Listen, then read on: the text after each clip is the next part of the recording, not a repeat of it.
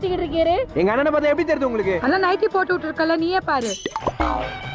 அவனை என்னடாச்சு உனக்கு? அப்பா 5 மணிக்கெல்லாம் எந்திரிச்சு சொல்றாங்கப்பா, வீடு பெரிய சொல்றாங்க, சமைக்க சொல்றாங்க, சாப்பாட்டுல உப்பு இல்லை, என்ன சப்பு சப்புன்னு அடிக்கிறாங்கடா.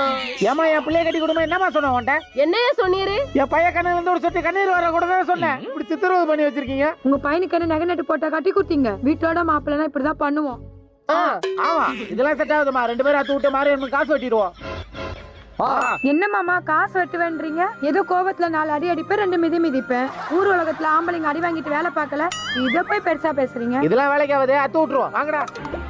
என்ன சம்பந்தி இதுக்கே கோவப்பட்டா எப்படி?